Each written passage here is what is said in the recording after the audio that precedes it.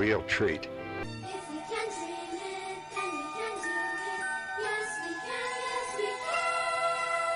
Hang on to them hats and glasses, 'cause this here's the wildest ride in the wilderness. It's the DIZPod, where dreams come true. With Corey and Lawrence, we'll explore with you. Feel the magic. Gets his stuff and gets ready to leave. And I was like, and the cheer. "You leaving?" Together we'll make memories. And he said that's when he was like, okay. Yeah, so... But, so why'd you pull over then? I was probably more scared than anything. Pull over. That's why they chose the music they chose, and that's why that they laid this life out, you know, from birth to death in this show. It's actually much more to it than I think a lot of people realize until we really start to see it more. I'm going to skip out because I do have to do my football show where I will be picking the Patriots to lose this week. By the way, go Raven, out! Well, I'll talk to him later. Pete is great. Love Pete. 11 children in the house. Sometimes we would have 30. You had the house to hang out at. Ladies and gentlemen, Zach Stevens. What's up, guys? Welcome. I just said, let's go live on YouTube. People might like to see that. Believe it or not, that first night we got 1,000 people watching. I don't know.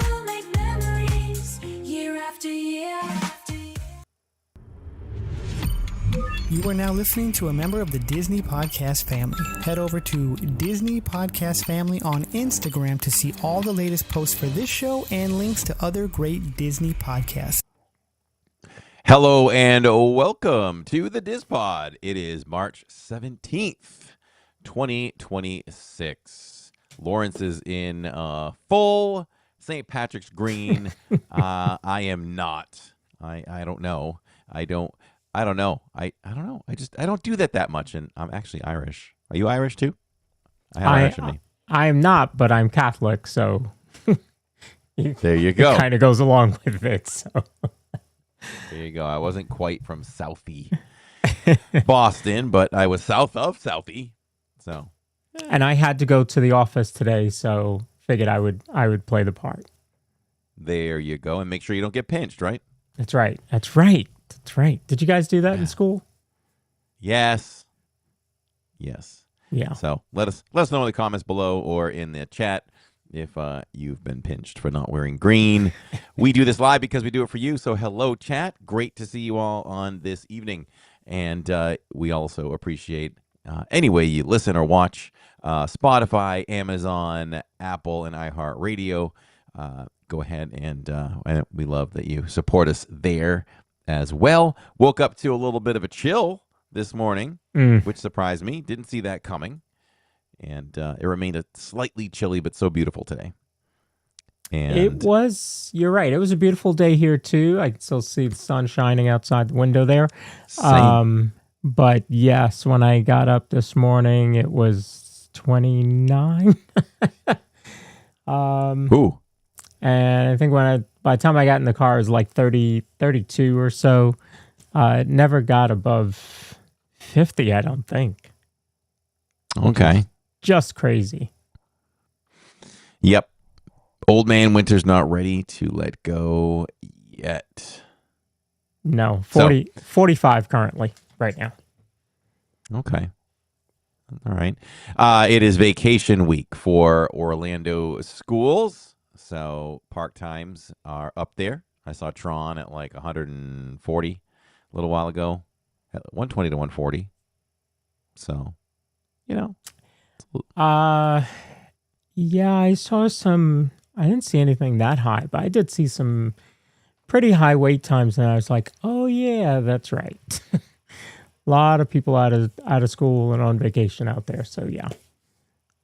If you're going to the parks or if you're in the parks, be prepared for some crazy wait times.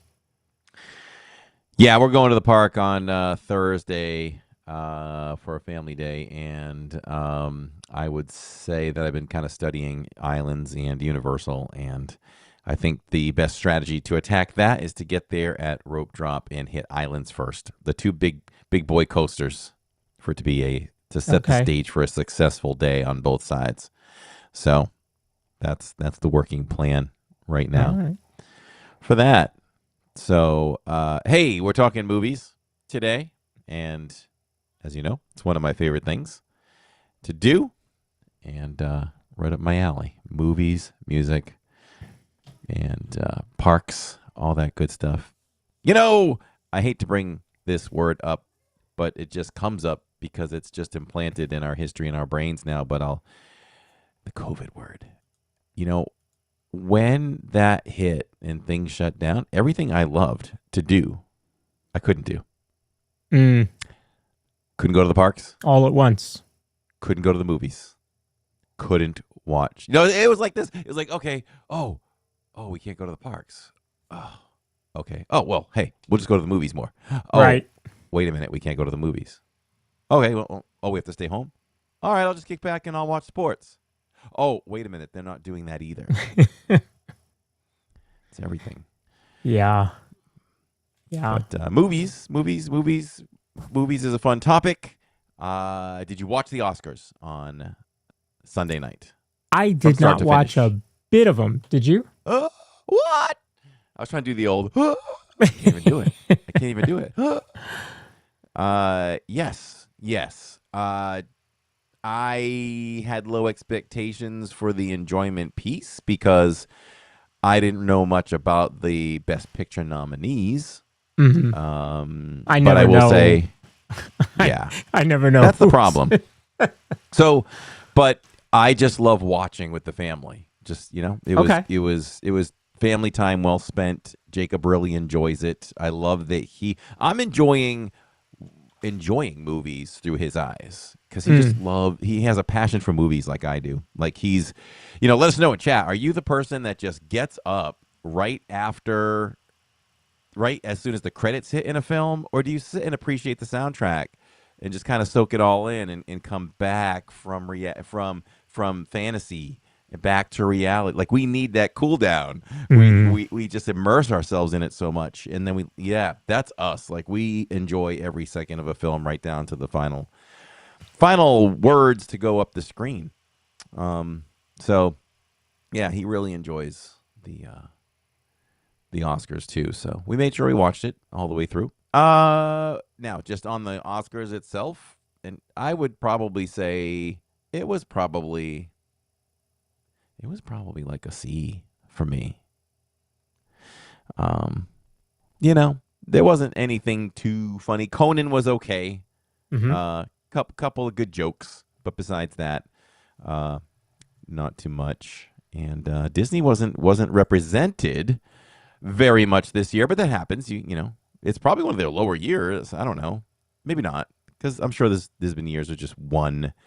The thing is, though, right? I'm thinking we're talking animation, but anything live action, just I don't know. It feels like it's been a while since something live action. Like Disney puts out many movies a year, but hardly any make it up for Oscars. Sure. If you really think about it, this is unfolding in my brain as we're talking about it right now. Yeah. Interesting, right? Because we know they make very high quality films. And you know what's interesting? I had to check on that because I knew there was a change coming up as we sit here broadcasting on YouTube on 4 different streams, horizontal and vertical, on Park Bros and Living in Diz and Facebook.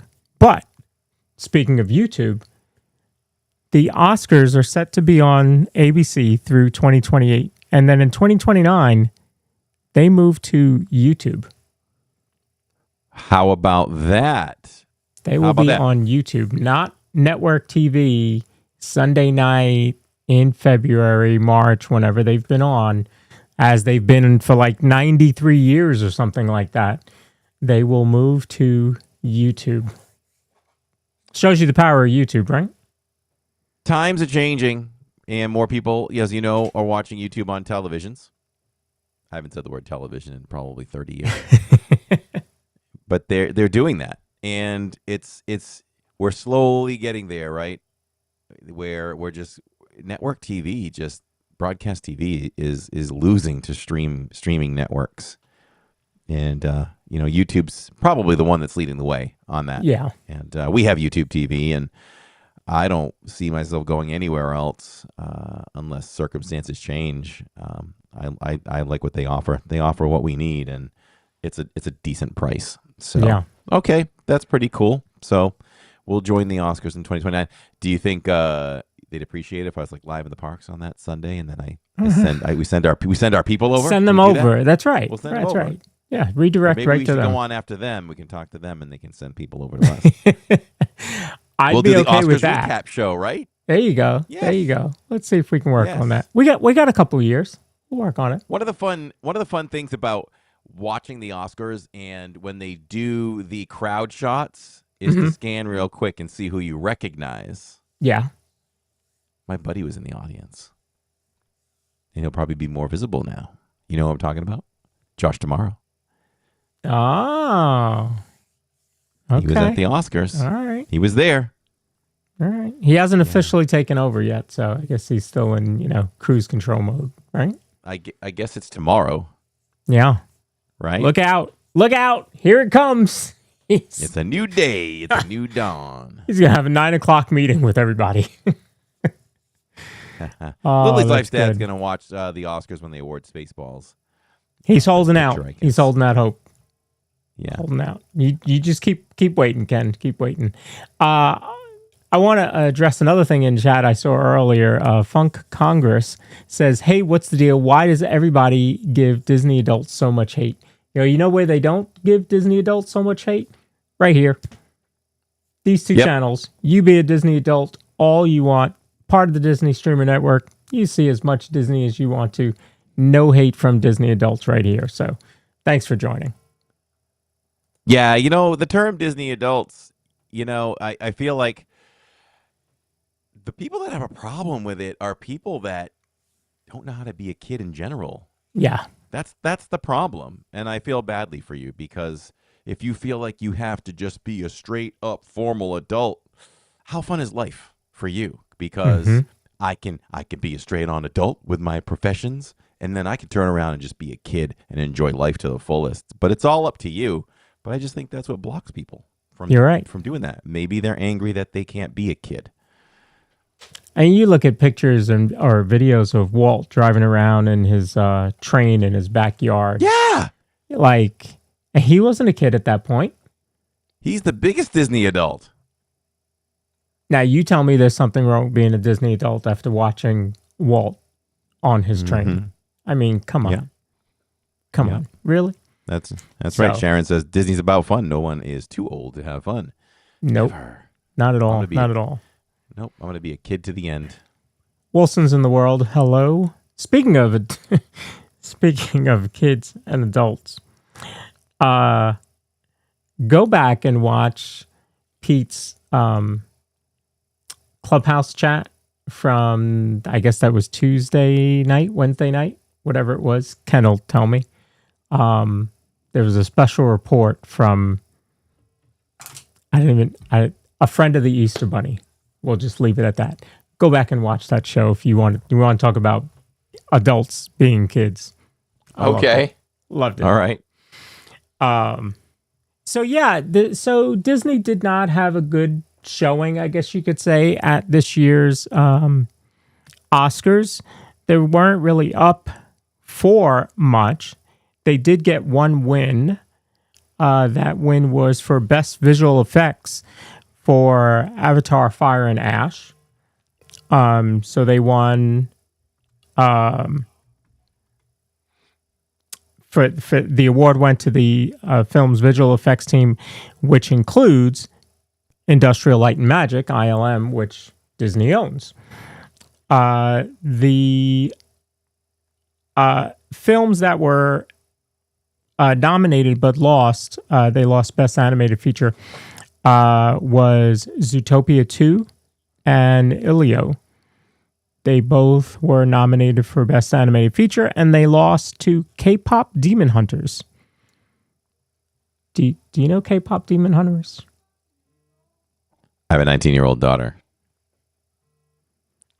Good night, everyone. Oh, yes. K-pop has been her life for quite some time. That's crazy, though. I would have bet the mortgage if you said, "Hey, what's going to win Best Picture? K-pop, Demon Hunters, or Zootopia, or even Elio?" I would have been like, "Oh, that's easy. Yeah, that's real easy." Yeah, but that movie was huge. Yes, it was. I'm definitely gathering that they made a lot of money. It shows you the power of K-pop these days. But I'll tell you, that song is infectious. That's a good song. It is. I have to say, it's got a good hook. Yeah, I mean, remember my 7-year-old, ran around here singing it for whoever knows how long. So, yeah, So K-pop Demon Hunters took home Best Animated Feature. They also won Best Original Song. So that's what happens. Yeah, K-pop won. So that's what happens. Now, doesn't it seem hold that thought for 1 second. Doesn't it seem like if there's like a professional artist, everyone's a professional, but I mean like if you're on the pop charts, country chart, whatever, like mainstream, and you write a song for a movie, that usually wins, doesn't it? It just usually beats everything else, I feel like. Yeah, I wonder if it's because you have more production value behind it, because you have more money behind it, because you're a bigger star. Maybe that has something to do with it. And maybe it's not necessarily that it has more appeal. Maybe it just has more appeal because it's more widely known. I think the appeal part is right. Now, one other thing I'll say about did I let you get to that thought yet before I go on to the next thing? Go ahead. I think that the Oscars and how we decide how they win should be restructured, because we do end up with a lot of movies. How is it that most people go into watching the Oscars and saying, I have no friggin' idea what these movies are about? And I went to 20 movies this year. Like, it means you didn't care enough to see it. I think there's a reputation there's a reputation of a lot of movies that win or get this acclaim, but it's more on, it's from the artistic people. It's from critics. Mm-hmm. It's not from the people. So I think and I don't know, you all can tell me in chat, I did not see Sinners. I know that I think it did well in the theaters. I only know one person that saw it, 2 people, and they didn't like it. So I can't evaluate it, but that got some attention. But I think they should cut that pie up. I think that you should account in a certain percentage critics, people in the industry, box office, and then the people. Little bit of a fan vote, just a little bit, or let the fans vote through their pocketbooks. So give the box office a level of acknowledgement, because how do I say it? It's not so much that it's the best movie, but it should be taken into account because that many people are seeing it. So those are other opinions. We're only getting opinions from critics and from people in the industry also. And maybe you take a little of the politics out of it, because it's a lot of politics too on the actor side and directors, whoever votes. So that's my little soapbox thing about that. I think that we'd get a better quality show and maybe better movies getting awarded or recognized. You know what I mean? Because you're never going to get, what if Avengers is the best movie of the year? Right. They're not even going to get a sniff. Right. Yeah. Just as an example. Yeah, I'm with you. But we always have to go artsy-fartsy. Sinners made $370 worldwide. Okay. It opened with 48 million. So certainly did well, but Zootopia 2 made like 3 times that. Wow. Yeah. So give it a piece. 25%. I don't know. 40% of consideration. Let me know if you all agree with that in comments later or in the chat now. So Purple Pleasure saw Sinners, and it wasn't for her. She says, I didn't like it, but it was well made, and Michael B. Jordan deserved the Best Actor win. One thing I will say about the awards this year, though, was that it was very diverse in where they were going. Like, it's almost like one or two movies will dominate, and I don't have the count. Maybe it'll turn out that way, but it didn't seem that way. It was like best actor. It was Michael B. Jordan, so that was Sinners. The title of that movie is so long. One battle after another with Leonardo DiCaprio. Now I didn't see Michael's performance, but I know that Leo's was definitely worthy of a nomination, at least. He didn't win that, but I say that because what won Best Picture? That. Right? Yeah. One battle after another won Best Picture. And I almost feel like when Michael B. Jordan won Sinners, I was like, oh, it's a lock now because, the male lead won, Best Actor. I feel like, we could fact check it, I'm not sure, but I feel like that kind of coincides with Best Picture. And he didn't get it. Best Actress. Best Actress was Jessica, I'm new Jessica to her. Buckley. Amazing actress. Unbelievable. Best performance I've seen this year. Not for the movie she won in Hamnet, but I think we're going to see Hamnet because Jacob wants to see it. Okay. Her performance in The Bride was one of the best I've seen in a long time. The Bride was really good. Her performance was better than the movie. Made you like the movie more. But, man, that performance, it was like Joker level. Like, you know how hard it looked to like play the Joker? I'm putting that performance on that level. I mean, it's almost split personalities. 1 second she's talking one way, next second boom, boom, boom, boom, boom, boom, boom, and then she's back to like normal. Like that girl has a strong future. So, so that's my rant about that. Sinners did take home quite a bit. Best Actor, Best Adapted Screenplay, Original Screenplay, and Original Score. But as you said, they did not take home Best Picture. That went to One Battle After Another, which also took Supporting Actor. Weapons got Supporting Actress. That was a surprise. And Weapons was good, but her performance was great, worthy of a win. And we did see One Battle After Another, and we thought that was one of the better movies we saw last year. It was good. Fire and Ash for visual effects. Costume design went to Frankenstein. Best makeup and hairstyling, Frankenstein. And best production design, Frankenstein. So, yeah, it was pretty diverse. I mean, above those top categories there. There wasn't one that swept the whole thing, which I think is good. It's better. It's funny. I did not see any of those movies. It was not a big year for movies for us. Just between work and Disney and the network and the shows and all that, just haven't had time for it. There was a time though. There was a year.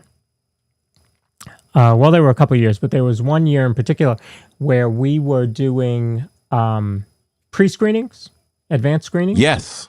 And man, we racked up some movies. There was a week we went to free pre-screenings Monday, Tuesday, Wednesday, Thursday. Wow. I love that. That was crazy. If you're into movies, I suggest you all try that. You sign up for advancedscreenings.com. And you'll get a bunch of different ones. The only issue I will warn you is that they want a full theater for the pre-screenings, so they oversell, quote unquote, they're free, but they oversell the tickets. So if the theater holds, let's say 100 people, they're going to get 125 people that get tickets to it. So you have to be there early. So normally we get there like an hour to an hour and a half early. But it's a great way to see some, movies in advance and not have to pay for them. Sometimes they'll ask you for your opinion afterwards. Sometimes they don't. Sometimes they make you take your phones and put them in a Ziploc bag outside the theater. Sometimes they just tell you, no phones. Obviously, I mean, it's a movie. No leaks, yeah. Yeah. But yeah, if you're into movies, I would really suggest you do that. I think we saw 42 movies that way one year. So. Yeah, I would probably say we're averaging a little over 50 movies a year now with our A-list. That's pretty good. So, yeah. That's pretty good. I think it was like 52 last year. So 52 or 54. I think it was 52. So you'd say, wow, that's one movie. It averages one movie a week. Mm-hmm. But there are very rare that we miss a week, but there's times that we double up. I guess we've missed maybe 3 or 4 weeks, but then we'll double up on a Friday and a Sunday. Sure. One thing I'd like to do one time is maybe just like if I have a few scheduled weekdays off and we're just chilling, just go and do a double feature. Like just go from one theater to the next. Yeah. Be fun. It'd be fun. Miss Mel loved Sinners. I've seen a double feature. The most I've done was I saw this is when Indiana Jones had 3 movies. I went to a film festival and we watched all 3 back to back to back. Okay. Which was pretty cool. Took all day Saturday, of course. I once did that with the Harry Potter films. No. Oh, God. Imagine that. You can't even do that with Star Wars. Now. No, goodness. goodness. I couldn't. I don't care how much I love movies. I could never stay for something that's like 4, 5, 6, 7, 8 movies. Like, what do you do? Can you come back the next day? Yeah. That'd be too much. Lawrence Kibler had to walk out of one battle. Only second time ever walked out of a movie. 30 minutes in, I was bored and felt no desire to keep watching. Wow. Have you ever had the desire to walk out of a movie? I never have. And with our scoring system here at LID is 60%. If I tell you something 60% or higher, then we're okay with you going to watch it. We won't feel badly for saying, yeah, it's 60. It's 60. It's at the cusp, but you won't be mad you won't be looking for your 2 hours back. It was decent. Right. Anything below. We only rated 2 movies last year under 60% in the 50s. And we stayed to watch those. Wow. Okay. I respect Lawrence that. Kibler, can you tell us more why I know you said you were bored, but tell us a little bit more about it. And excuse me, you saw it. Do you see where Lawrence Kibler's coming from? Did it get more? Did it? If he would have stayed, would he have? Would it have redeemed itself? What do you think? Wow, it could be so contrasting, huh? From what I'm thinking of. Like I think that it grasped me from the beginning. I was like, okay. There's stuff happening right here. Why is this happening? I mean, it is, if I can remember correctly, it does have a political slant to it. It could be that maybe he disagreed with what was going on. I'm not going to say whether I did or I didn't. I did take notice that it had some strong political statements to make. So that could have been a turnoff to him or others. I could see that and understand it. But Leo was great. And you could see right away that his performance was going to be great. Sean Penn won. Mm-hmm. So, I mean, he was outstanding. So even the female, I can't remember her name. Both females in that, all the main actors were really good. I thought it moved along. I thought it paced well. And there's even in a very serious movie some very funny things. And there's some great scenes at the end. He missed a great ending. I think. But always love when Lawrence comes in because he's a fellow A-lister. Yep. So I use he probably knows this. I use him on Saturdays as the kind of the ping for me to say, Lawrence is in. It's time for that A-list review. We always like to share with you all what we thought about the Friday night movie. So you were going to say I think a lot of times that I get to movies and I feel that way, like, when's it going to get moving? Like the pace in the beginning. And I had to just tell myself, okay, this is how it tells the story. and then it starts to move along. But yes, there have been some movies that I thought about walking out of. A Million Ways to Die in the West. Seth MacFarlane. We actually went to see that with some friends. It was a pre-screening. Yeah. Meaning it was free, and they walked out. They had it, and they walked out. I don't know how long into the movie, but they walked out, and I was like, should we leave too? Is this just too much? We recently saw a movie with the guy who was the child actor in Indiana Jones. His name is going to escape me now. Oh, yes. I forget his name, but Yeah. he was in a recent film, and wasn't it, I think it came, I've got a list of this year's movies. It was good. Did you like the movie? It was an action film, right? It was an action film. His name is Mutt Williams? That's not him. Who's that? No. Ki-Yu Kwan? If I'm pronouncing that right. I would roll with that. Okay, I want to see what the name of this movie was. Love Hurts. Love Right? Hurts. Love Hurts. Yes. Love Hurts. I did it. I enjoyed it. It How about made the scene when they're in the beginning? They're jumping over the fences in the yards, and did you know that was Marshawn Lynch, the main hitman? Yes. Main hitman, but Yeah. from the Seahawks. $17 million is what it made. All right. I mean, we could do a whole thing on movies that should have made more money. Yeah. I mean, it was to me it was better than 17 million. I thought so. I forget why. I think we just went to go. I think Jay might have stayed home with Finley, and we just wanted kind of a date to get night. out. Yeah. But it was fun. It was fun. Yeah. Not every movie has to be, Oscar winning. But it was fun. Can I say this when we're looking, and we will get to the Disney stuff, everyone? Can I say this about a movie like, boy, was I dead wrong on Wicked. I thought that would dominate the Oscars. It's a grand stage. The performances were unbelievable. It was magical. It took you back to a place that we were first introduced to in 1930-something? Nothing.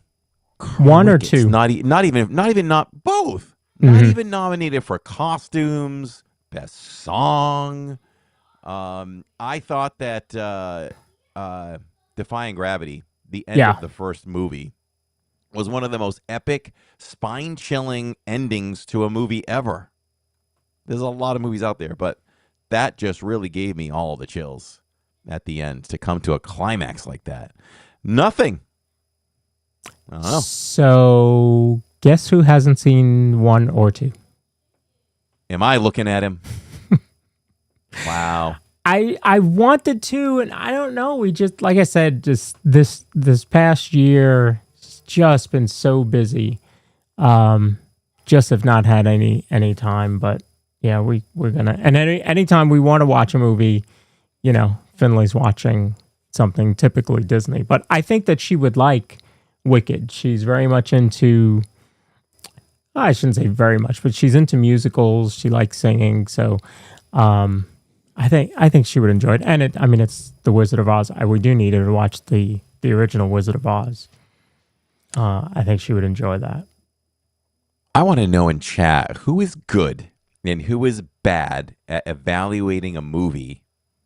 Meaning, you go see it and you go, "Man, that was terrible." Like Lawrence. I'm not picking on Lawrence at all, but Lawrence went to go see One Battle, and he walked out like. What was he not getting from it that's why most of my movies are acceptable when I review them, because I'm just really good. I've been good for a long time at choosing what I think I'll like.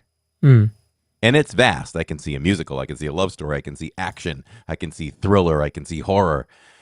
I'm just really good at picking things. So much so, Tammy half the time doesn't even know what she's seeing when the lights go down. Just walking in blind. She just trusts me.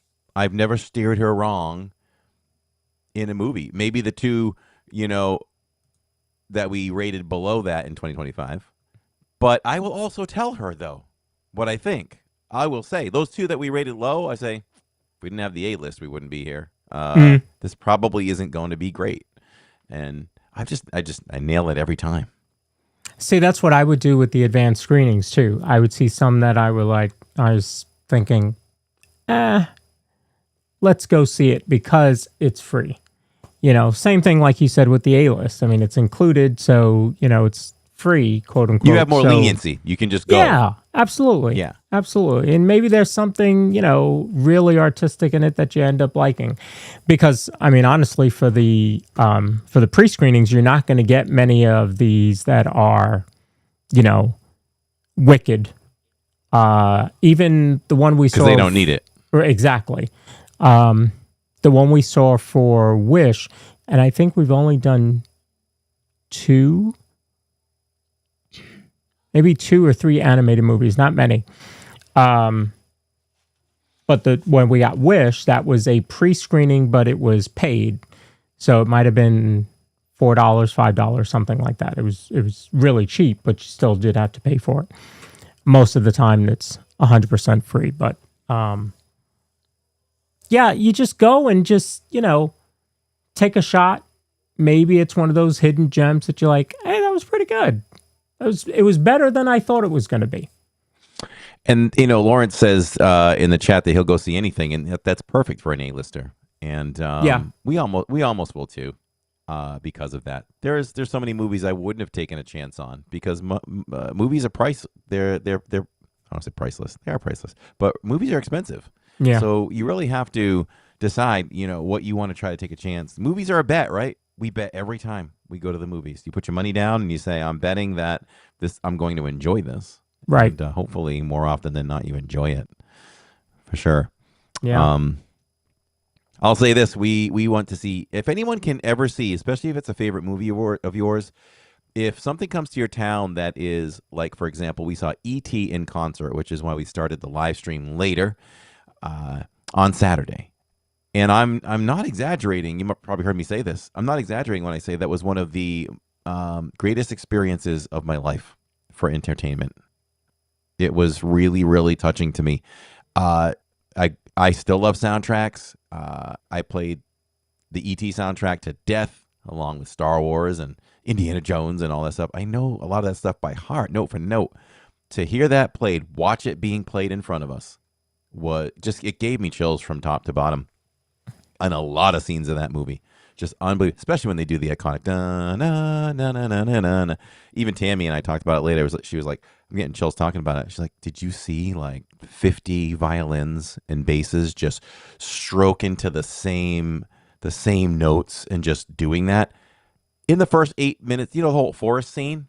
Yeah, I didn't even watch much of it. I probably watched 10% of it. Yeah. My jaw was just open, and I was in awe at how they just hit all the notes. And just watching. And you're listening, right? And did you feel like it was recorded, right? You're like, how are they playing? It's the same that I've heard all these dozens and dozens of years. And for decades, I've heard this music. They're playing this. It doesn't make sense. You almost don't believe it. You almost don't believe they're really playing. Yep. Now, if you're a technical person and you know musicians, I'm sure each and every one of them walked out of there like, man, I really missed that E minor, in scene 3. Like I hit it a half a second off or something. We know that happens. But to us, the common person, like it's just like they nailed everything, you know, and the music came up and then it came down when it was supposed to. And then you pay more attention to a few things like what instruments are used. The harp is used a lot in that soundtrack. Mm-hmm.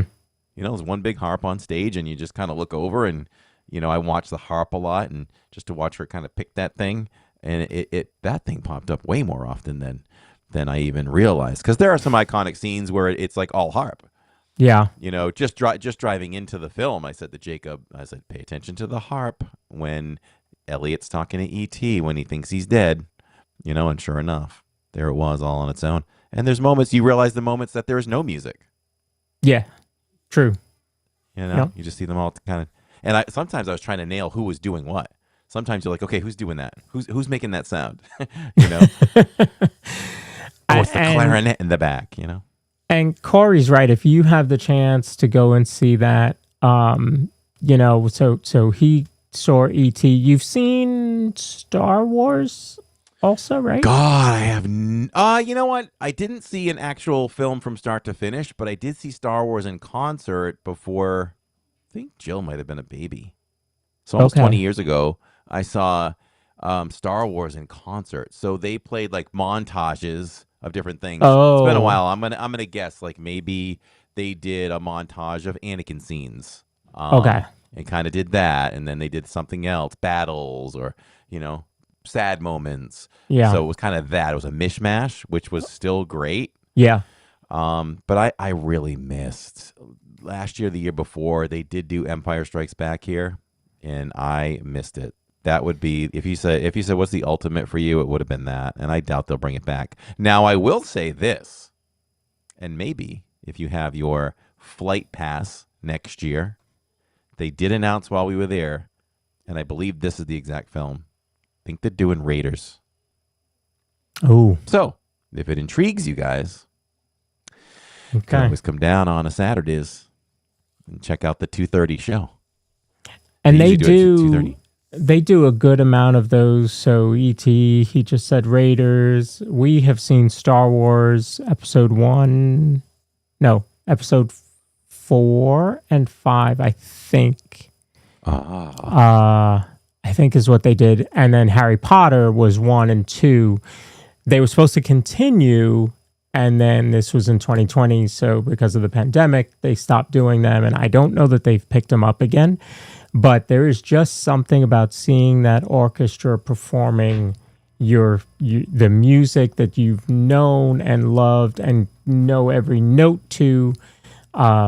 Just amazing to see that perform. So if you have the chance to see that, see that. Pamela wants to talk about the Michael Jackson biopic that's coming out next month. I'm very excited about that. I'm a huge Michael Jackson fan. I just took Mom to see you did MJ the Musical a couple weeks ago. We had a phenomenal time. And so this movie should be pretty good. So we'll be seeing that next month. Yeah. I am highly anticipating that, and I think the family is not many people can beat the music catalog of Michael Jackson. And part of that film, from what I hear, they're not going to get into all his legal stuff, which I don't know if you're okay with that or not. I think it's fair to tell people that before they make the choice. Because do you want the all-out honesty, or not honesty, but how it all played out for him? Like the Elvis movie we saw, last year, 2 years ago, that biopic was phenomenal. It made me an Elvis fan. So good. I would recommend it if you haven't seen it. So good. You don't even have to be an Elvis fan. But It showed his highs and lows. I came away from that feeling badly for him. Now, nobody puts drugs in our mouths. We put them in our mouths. Mm-hmm. But that's a guy that was pretty much forced to keep going. And the people around him did him wrong. But so, if that's true, I only heard it. Just know that you may not see that side of things. You're just going to see more of the musical side of it. But it looks good. And every time a new trailer comes out, it gets me more and more excited for it. I mean, I think I'm going to be dancing in my seat for sure. I will say that the musical did address quite a bit more than I thought they were going to. Oh, the musical did really? Yeah. Oh, yeah. Quite a bit more. If I would have thought the film would have done it first before the musical would have done it. Yeah. Interesting. Yeah. They went into it. I was you start to see why certain things happen. And so I was glad they addressed it the way they did, and the family, the estate blessed the musical. So we saw the touring one. Obviously, it's on Broadway, and there's also a West End version as well. So if it goes around to your city and you have the chance to see it and you're a big Michael Jackson fan, totally say, go take a look at that. Well, there. And I didn't know Miss Organized Life said it's his nephew playing him. Yes. How about yes. And if I remember correctly, he did not really want to, and then he just got into it and just went. Like, they said I wonder if family had influence on it. I think I'm sure they had a lot of discussion, and whoever the producers or whoever went to him and was like, "Hey, you should do this." And I'm sure he was like, "No, I'm good." That's what I'm thinking. I just playing it in my head. No, I'm good. And then he went to the family, and they're like, they really want you to do this, blah, blah, blah. And from what I can tell, I saw one interview where they said he just totally embodied it, and you will be pleasantly surprised. So we're going to see. He's got the talent in his genes, right? Yeah, exactly. It's there. Exactly. It's there. So, yeah, looking forward to that. So, we're here to talk some Disney Oscar stuff. So, what do you have for us? So, I remember we did, when we did what did we call them? The Dizzies? When we did our award ceremony. I pulled that clip of Walt Disney winning for Seven Dwarves, and he won a regular Academy Award, and then they gave him 7 smaller ones. So cool. And that didn't even start his run of Academy Awards. So Walt Disney himself has won 22 competitive Academy Awards. He has won 4 honorary Oscars and has 59 total nominations. That is the most nominations and the most wins of any human on the planet. And that's Walt Disney. And a lot of it started with the shorts back in the 30s before he went to long form. So, we all know the magic, right? We see it in the parks. Corey's out there twice a week, and we see that, we feel it. But, it started, folks, if you have not seen the 6-part series, How Disney Built America, you need to go see that, because it's on, oh gosh, I can't remember. Somebody in chat will tell me. But go sit down and watch that 6-piece series, because that was really, really well done. And it shows you how he was on the brink of no money, sold his car, and had to keep, borrowing from Peter to pay Paul in order to keep the studio going. And look at where it ended up now. So I always think of his story as just a great American true grit. Just get it done, figure out, I know I have something. I just have to keep going. And he had his brother behind him helping the entire way and pushing, because he could see the vision that his brother had. We know a lot of this stuff, but I'm just thinking in my head as you're explaining this, like, the first thoughts about Walt and how things really get started was he would take the family to this small amusement park and just think, why can't there be something that the whole family can do together and everything? So I'm guessing he was an animator first and then taking the family to this stuff. So was more of his motivation to, okay, the animation is going to be my pathway to financial success to pay for this park? I want to say that series actually tells a good amount of it. I think it was kind of that way, History Channel, thank you. Yeah, I think that if I remember correctly, I think the park was, let's make it's almost like making Minnie's Runaway Railway, which you guys can't see, but my the background of my monitor here that I'm looking at is looking down Hollywood Boulevard. So I'm looking at the Chinese theater as I'm looking at Corey.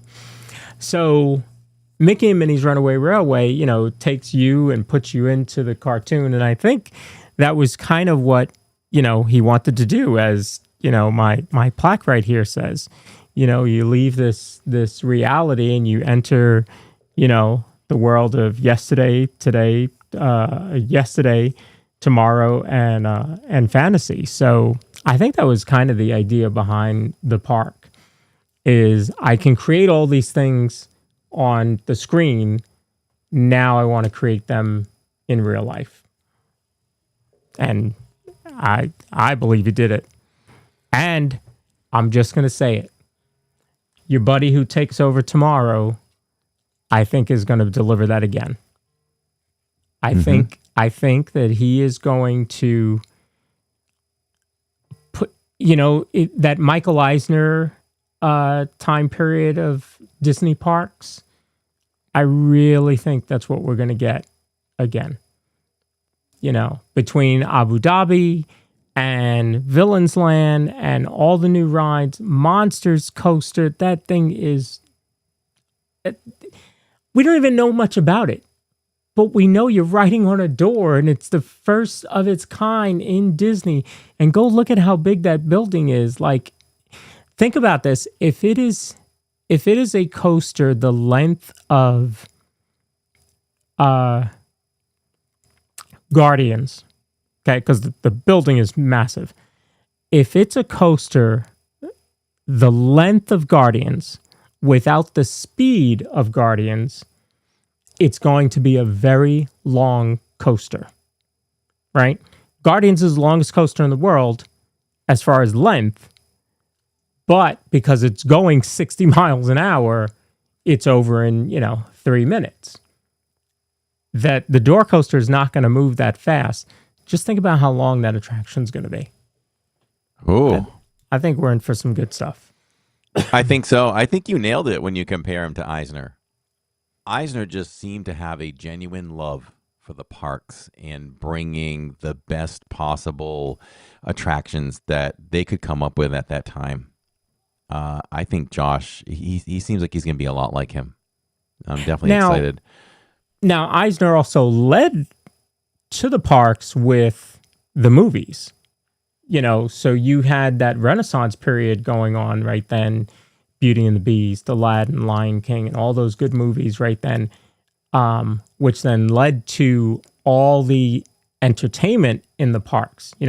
Think about what the parades and nighttime shows would have been without some of those big movies then. So I think that we are going to get a really good renaissance there. I really do. I don't know if they'll call it the Renaissance period, but it's going to be something. So here's some quick timelines about the Disney at the Oscars. So the first win was in 1932.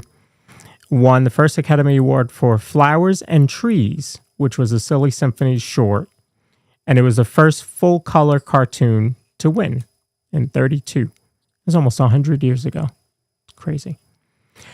In 39, it was the most iconic Oscar ever, as I talked about. Yeah, the one full statue and 7 mini ones. By the way, those were real statues. They weren't like props. They actually just made 7 actual mini statues. They didn't like, they weren't made out of chocolate or something.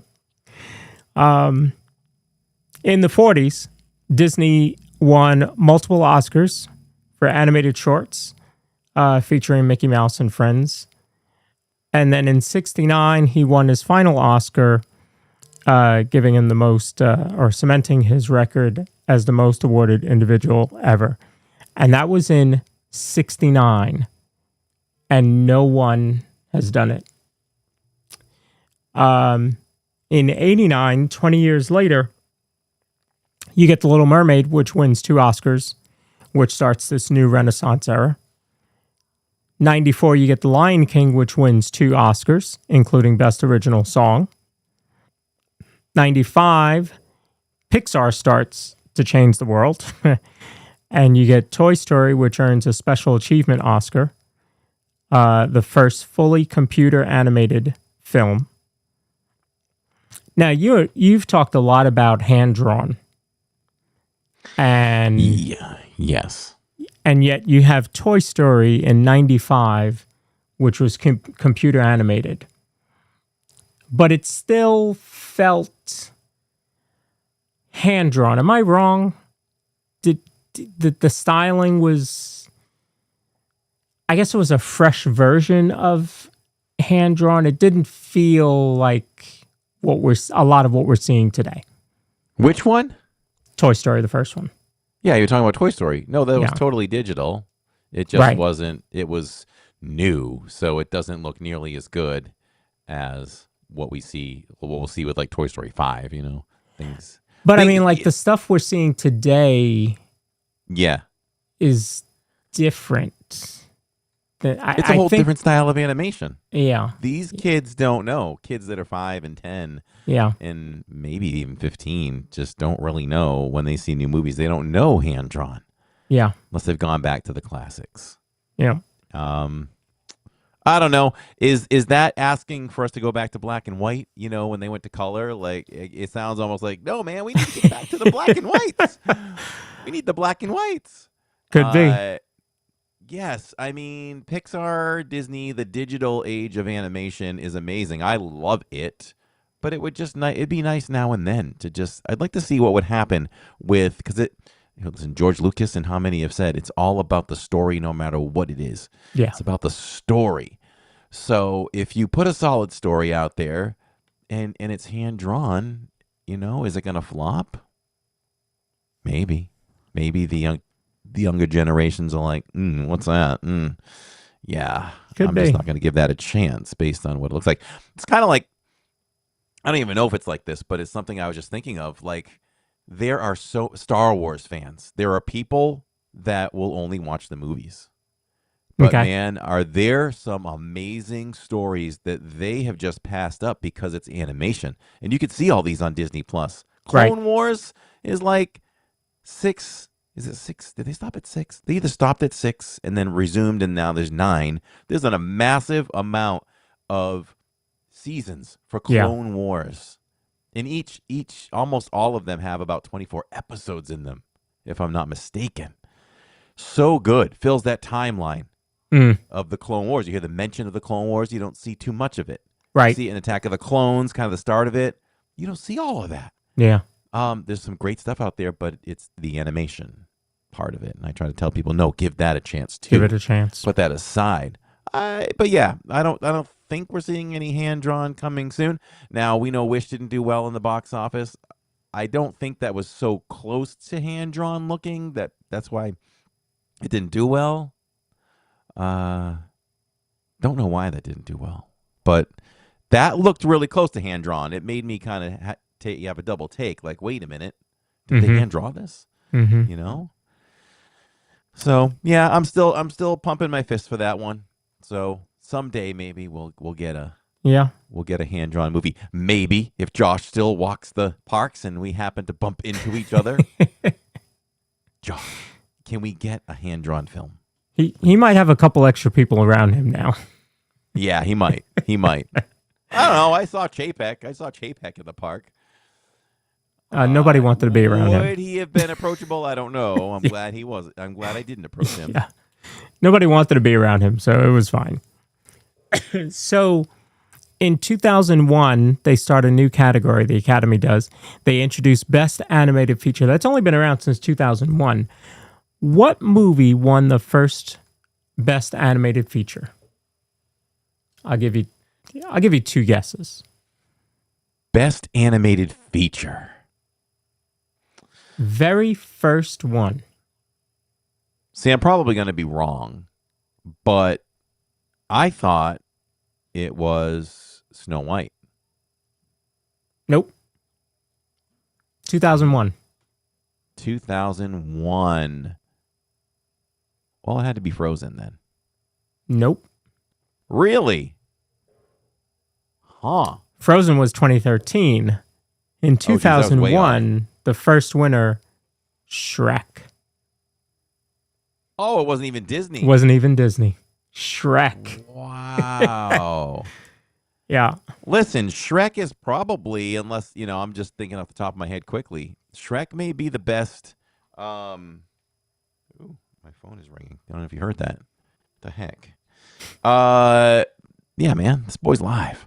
So, what was I saying? Shrek might be one of the best animated movies that's not Disney.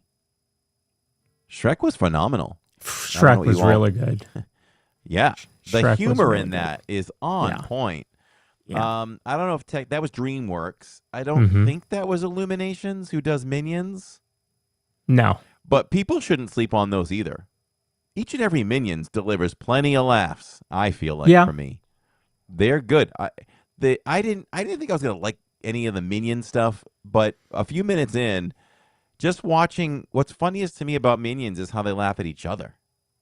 One might get something very hurtful done to him, and then there's a pause, and then he laughs at him. Like, they are loony. They are crazy, and that's what makes those fun. And, Gru is kind of like that. He's played by Michael from The Office, and he's kind of like what Michael would be if he was trying to be like a mad... Yes, I agree. Not a mad scientist, but right? He just tries so hard to be serious, and he just, So Despicable Me was good. I enjoyed that first one. Yes. I did see Shrek in the theaters, in Orlando, actually. Took my now 31-year-old to Disney in 2001 in February, and we had some time to go. I think we had a late flight home, and we had to check out of the hotel, and we didn't have park days. We weren't annual pass holders, and we went to the theater down there in Kissimmee somewhere. So, yeah, I saw Shrek in the theaters and thought it was hysterical. So, yes.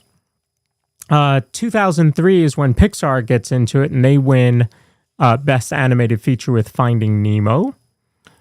2013, as I mentioned, Frozen wins 2 Oscars and starts its global phenomena. In 2018, Marvel gets in with Black Panther winning 3 Oscars.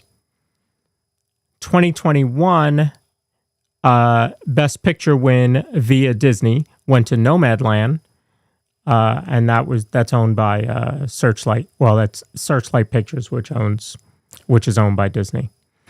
And then in 26, as we mentioned in the beginning, slower night for Disney. They did win 1 Oscar for Avatar for visual effects. So here's some quick trivia facts. Disney holds the all-time record for 22 Oscars, holds the record for 59 nominations. As I mentioned, Snow White's many Oscars are real. They are not props. Disney dominated the Best Animated Shorts category for decades before features were even recognized. Right, so they've owned it for a long time. Pixar has won more animated feature Oscars than any other studio,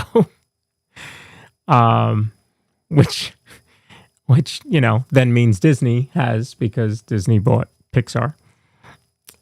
Beauty and the Beast won first animated film ever nominated for Best Picture.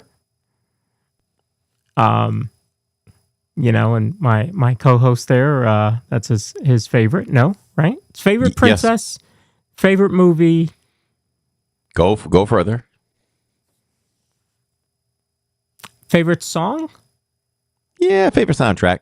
Favorite soundtrack? Okay. Yeah. All right. Yeah. Yeah. For Disney musicals, though, you know what is really close, though. And if I really sat down and tried to break it down, I almost could put Frozen ahead of that, soundtrack-wise. It's like almost every song is a banger. Okay. You know? Okay. I might have to sit down and compare. That might edge that out these days, but if it's not anymore, Beauty and the Beast for me had a long run as the best Disney musical soundtrack. You know what I always wonder, though, with movies from that period or even before, right? Aristocats or, some of those others that we know, 101 Dalmatians. I wonder if they would have been made now, or if social media had been big then, or streaming had been big then, would the music have been received differently, right? I think what happened with Frozen was, I remember I didn't see the movie right away, but you had all of the dads and daughters doing the it just fell out of my head, the song Can I Say Something Crazy? I love Crazy. Right. So you had all the dads and daughters doing that song. Jill and I used to do it, right? Karaoke style at home all the time. And so I think that created this buzz about it. And I just wonder if Lion King and Aladdin and Beauty and the Beast and Little Mermaid, although, those were all huge soundtracks, I wonder if it would have been, how much bigger it would have been had there been social media like there is during this Frozen and Inside Out and Zootopia type, Yeah. time. Great question. Yeah, great thoughts. You just never know. So Disney didn't own Star Wars when it first won its Oscar in 1977. But now those count because Disney owns Star Wars. Avatar won 3 Oscars and became one of Disney's biggest technical winners after acquisition. And despite its dominance, Disney has very few acting Oscar wins compared to other studios. Isn't that interesting? It dominates, but it dominates really for the project as a for whole. animation or visual effects or stuff like that, but not acting. I always felt when I was growing up, when you saw a Disney movie, you could put 2 films side by side, and I could say in a heartbeat if it was a Disney movie, because their movements and the animation was something that you couldn't even, other studios just didn't seem to compare. Do you know what I mean? Yeah. Like Disney has a way of how the characters moved and all that back then in the hand-drawn days. I think it wasn't till maybe An American Tail or something where you say, oh, okay, that's a lot closer to Disney animation right there. Okay. I could see that. Mm-hmm. I could see that. American Tail 1 through 27 or however many they did. I just remember they just kept coming out with them. You didn't see that? No, I didn't see it. I saw the first one in the theater, and then I don't think I saw any of the other 39. It was Diane. I think it was Diane Warren somewhere out there. I think she wrote that, right? She may have sung that one too. Yeah. So Disney and Best Original Song go hand in hand. You've got songs like Let It Go, A Whole New World, Can You Feel the Love Tonight? And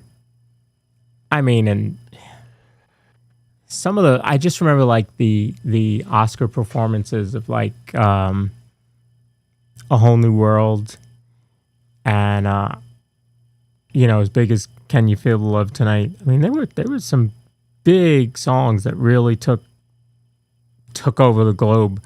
And that's why I said, like, how much bigger would they have been had social media been around? It's just pretty interesting to think of some of their dominance, but then not in other categories. I know.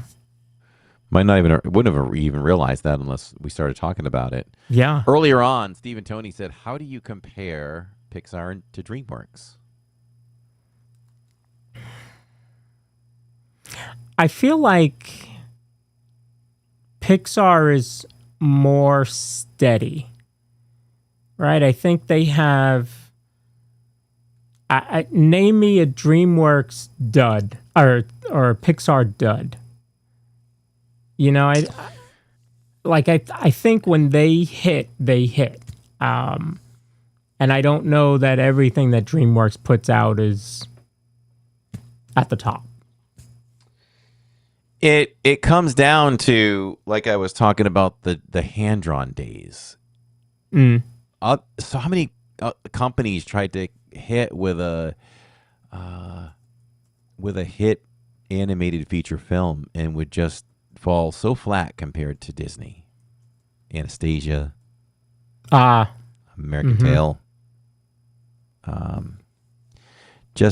mean, I even as a kid, I wasn't even paying for the ticket, and I had no interest. If it wasn't Disney, I wasn't going. Just wasn't going. Now, I might have missed out on some good films because of it, but you know, I think that in the heart of Disney, in the heart of Pixar, that their films are more heartfelt. You feel them more. I don't know if there's that much emotion and deep character development that makes you think of the characters as much. The stories might not be as deep. It's kind of what I think is the difference between them. Okay. And Disney's vast with what you get. I mean, you got Elio, you got Hoppers, Inside Out, all very different movies. Yeah. DreamWorks / Illuminations, and they're good, but you know, what are they running with? They ran with Shrek for a while. Then they ran with Kung Fu Panda for a short run. Then it was Minions that they've been, you know, milking every second out of that, which I'm not mad at that. There's another one coming out. We'll go see it. And, until they let us down, you know, I'll keep going to see them. So, you know, I just think that everything Disney does is just really more heartfelt. Land Before Time, yeah, maybe that was good. I know they had a few of those too. But Land Before Time, I would say that animation did look more like a Disney hand-drawn film. Yeah, yeah. So I just pulled up a few, right? I pulled up, give me some DreamWorks hits, and then give me some duds.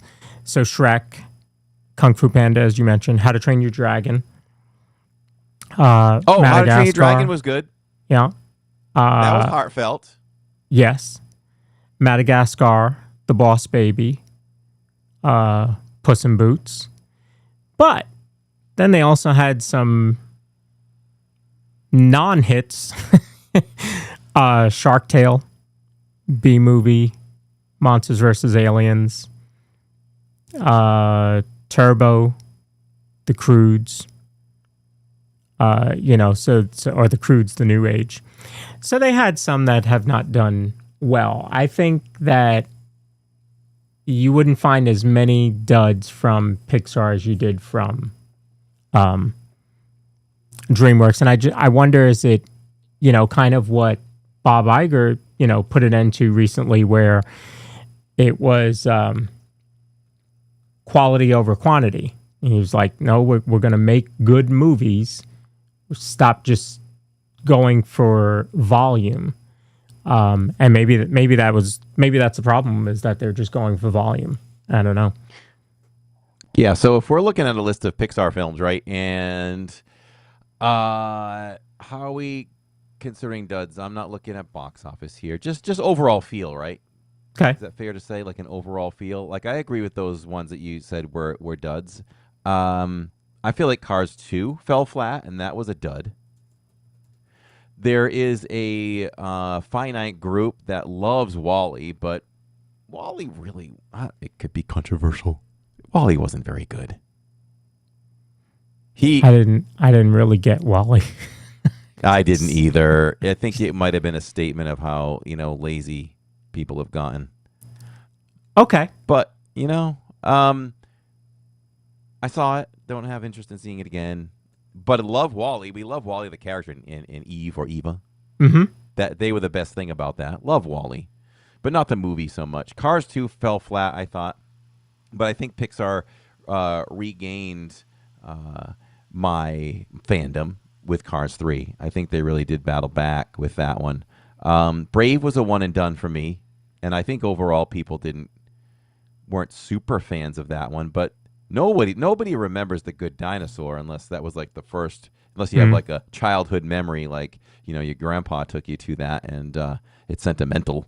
But The Good Dinosaur was definitely something that fell flat for Disney, or Pixar, I should say. Yeah. Onward was also another one of those. Yeah. I think Soul was better than it should have been recognized for, but that probably was floppy too. So it's listed as a flop. However, I mean, it won an Oscar, but it went straight to streaming because it was 2020. Yes. So and Onward did too, I believe. So. Yeah. So I wonder, had it been, in the theaters, how would it have been received? Same thing for Turning Red. Wasn't, it was 22, but it didn't hit as many theaters as it should have. So yeah, could that have been better? Jacob and I really thought Luca was very good. I don't know if you saw Luca, but we enjoyed Luca. Luca was fun. It was fun. Turning Red was fun. Mm-hmm. I even liked Lightyear. I probably am one of the bigger fans of Lightyear than the general public, but that was probably considered a flop as well. Yeah. Elemental took it hard publicly, I would say, but we were pleasantly surprised by Elemental. Elio was better than the public thought, I think, as well as the box office. I don't think it stood up to normal standards. Mm-hmm. And I think Pixar hit an absolute home run with Hoppers. I think Hoppers is the best Pixar movie to come out since Inside Out 2. That's not going that far back, but if you wanted to skip that and go further back, I'd have to say it's been so long since I've seen Incredibles 2. I would probably, for me, I think Hoppers is probably the best movie if we're not counting Inside Out from 2024. Man, I could go as far back as, wow, I'm going back. Maybe Inside Out in 2015. Wow. And that's bypassing Finding Dory, Cars 3, Coco, Incredibles 2, Toy Story 4, the other ones we mentioned. Yeah, Hopper so far is at 165 million worldwide. Its budget was 150, so it's already about breaking even. Run, don't walk, everyone, to Hoppers. Hoppers was, I'm high on that one. I think I rated that a 93, and Jacob agreed. It was very heartfelt, some twists and turns, big political statement, but it was so good. Really, it's getting about a 90 critically. Okay. And being called one of Pixar's most original and fun films in years. See, there you go. And the funny thing is, it's almost a carbon copy of Avatar. I'm really surprised that Disney went that route, like to do something so close. But it wouldn't be a surprise because a lot of people say Force Awakens is like A New Hope, which it kind of is. Mm-hmm. So it's not like it hasn't been done before. Hey, if the formula works. Yeah, Anne says she needs to see Hoppers for sure. And we love the Toy Story movies. I'm very excited for Toy Story 5. So we talk about it a lot that if you continue to have these billion-dollar hits and sequels, that you're not going to get originals because they're going to do what makes them money, right? I mean, they're a business, folks. I don't know if you guys know, but Disney is a publicly traded company. They're in it for the money, just so you know. That's not an industry secret. But you have something like Hoppers. Do you say continue trying? Got to put out, something new to mix in with your live action remakes and your sequels and stuff like that? I think that you said exactly what I was thinking. And I think that I'm all for turning out more sequels if they're going to be good. I have no problem with that. We just want to see good films. Right. But I'm also a fan of some kind of ratio, like, okay, we're going to put out, for every 2 original, we're going to put out a sequel. We're going to put, that kind of thing. I'm down for that. Give me a couple of originals, and then you can sprinkle in some sequels too. We've talked about this before. People will. We're going to compare this, and it's timely because Jacob texted me, so apparently he could hear me. Maybe he was walking by or something. But Illuminations did do a movie that was a smash hit. And if I would have told you this back in your GameStop days, you would have laughed at me probably. But Mario, they own Mario. Oh, and yes. Mario's blown the doors off of a lot of these very movies we're talking about. That's right. And that's Illuminations. So kudos to Illuminations for doing that. And I think Mario is the movie that made Iger stomp his feet. And we know he did this from inside sources. That he stomped his feet, he pounded the door down, and he told those people at Pixar or whatever, you need to start putting out hits or heads are going to roll. And what have they been doing lately? They've been putting out hits because Mario kicked Mickey's butt. Yeah. And there's another one coming out, so it's going to be interesting on April 1st to see what Mario does this time. And I was surprised at how good that movie was. I don't know if you guys saw it, but that's another movie that's worth seeing.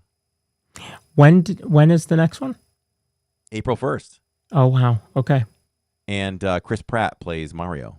Yeah. You wouldn't even think that. It's so random. Yeah. But he was he was a good Mario. We really enjoyed Mario. That was really well done. I think it was enough nostalgia for us. The little Easter egg about the original show with Captain Lou Albano. There was a little Easter egg in there about that one. Oh. Yeah, it was really good.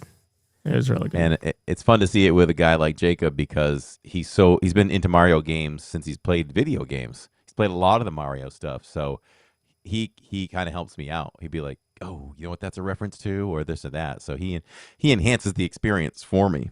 So, one of my favorite Mario games, which a lot of people don't because they didn't have a GameCube. Super Mario Sunshine. You're making that up. I'm not. I'm not making it up. Super Mario Sunshine. It was the premise was so weird.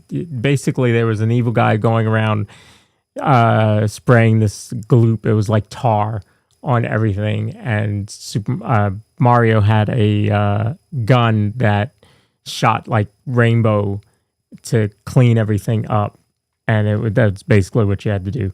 But yeah, it was one of the most fun games, I thought, and it had a good music along with that.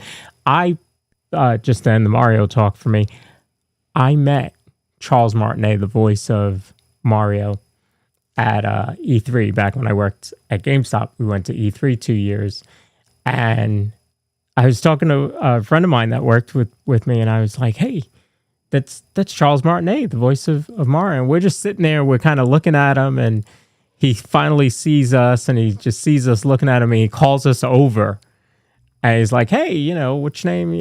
And he could see that we worked for GameStop and everything. And really nice guy. Took pictures with him. I have to find them. I think they're on my Facebook page, maybe.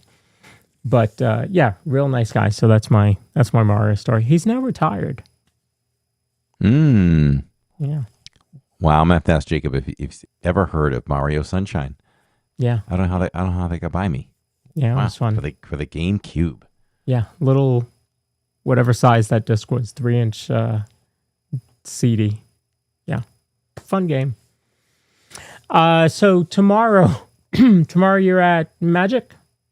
Tomorrow we are at Magic Kingdom. I have the same arrangement, but it'll probably be starting in the 6 o'clock hour. Could be slightly, 15, 20 minutes sooner but I'll keep you update as to where I'm at and all that. So yeah, we're at Magic, and I believe because it is a vacation week for Central Florida, I think Magic is open till 11.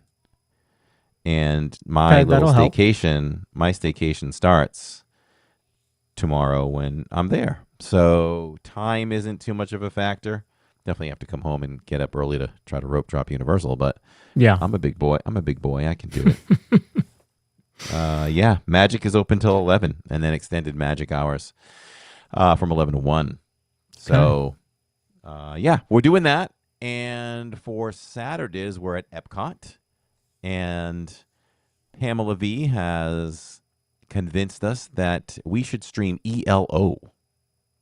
Now, ELO is another one of those groups. If you're in your 40s and above, and you just don't really know who they are, if you play like the top 5 songs at least on iTunes or Spotify, wherever you enjoy your music, you're going to be like, whoa, they sing that? Oh, they sing that? So hopefully the audience that's watching us will realize, oh, and maybe I'll have to pump it up a little bit. Maybe I'll have to play samples, quick samples, 10-second pieces while we're live so people actually know what we're going to see, because those would be fun to listen to live. So we're hanging out with Pamela V, and there is definitely a small list of foods that Jacob and I did not sink our teeth into yet. So we'll visit some food booths. We'll take down some food. If there's some openings on some attractions that time-wise are good, we'll hit that, and we'll just soak every inch of fun out of Epcot on Saturdays. So it'll be a lot of fun. Sounds good. So Wednesday, tomorrow night, Living in Diz will be at Magic. Thursday evening at 6:30, I will have the Monorail Report. We'll talk about Disney news from this week. We'll dig into some clickbait news, which we haven't touched on. And Saturday, we are at Epcot.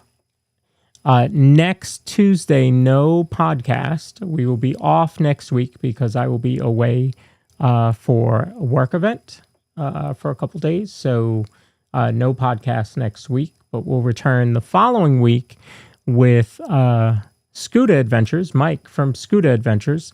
He's going to join us on the podcast and talk about how to get around the park in an ECV and talk about mobility and can you do it, and tips and tricks. So if you wonder about that, make sure to tune into that episode for sure. 2 other notes I want to give you. Tonight at 9:30, I believe, Grand and Miraculous is doing a deep dive with his dad, who was one of the production assistants on Muppet Vision 3D.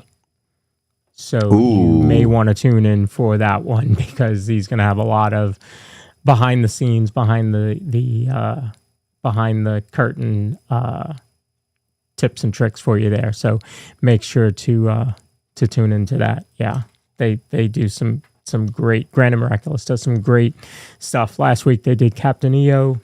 This week they're doing Muppet Vision 3D. So be sure to tune in with his dad, who helped make the attraction, folks. That's crazy. And his granddad helped build Epcot. Tune in tonight at 9:30. When this show ends, we will be sending you to Magic Kingdom for a little bit more fun. Murray's Adventure, who normally streams in Disneyland Paris, is visiting the East Coast of the U.S., and he is streaming there. So we will drop you over there for a little bit more fun. Sounds good. I want to thank you all for watching us live. We do this live because we do it for you and anyone. We appreciate all of you who, if you're watching, if you don't, watch us live because the timing isn't right, or you just prefer your podcasts on the other outlets where you can get your podcasts, Apple, iHeartRadio, Amazon, and Spotify, send us an email at thedizpod@gmail.com and just let us know, how do you watch? Is it in the car? Is it mowing the lawn? Because I know somebody does it while they're mowing the lawn. What are you doing when you listen to your podcast? And, just give us a little details so we know you're out there. It would be great. Yeah, absolutely. Love that. Yeah, and I'll make one more announcement, and we'll have to keep hitting it up on it. So next Wednesdays, are you not with me? In spirit? Electrical spirit? Electronic spirit? I don't think so. Okay. Hopefully the appropriate app will work fine. I know it had issues before, but are we back on track with that? Do you know? It should be good. Okay. And then I will say this. I said this for a couple of years now, and the time has come. A week from this Saturdays. This is news to Lawrence, too. A week from this Saturdays, I will stream, but it's going to be like a rope drop from Magic. Maybe Magic. It's going to be a rope drop. Probably Magic, though, because it's Jacob's prom. So I need to be there for this one, for the photo session and all that. Maybe we'll take him for dinner or something. I'm not sure. So going to be there for that. So I'm thinking stream from morning till we'll kind of feel it out. Maybe it's 1, maybe it's 2 kind of thing. Just kind of feel out the crowd and how things are going. We'll determine how long we go. Okay. But so it'll be a Saturday stream in 2 weeks rather than Saturday evening.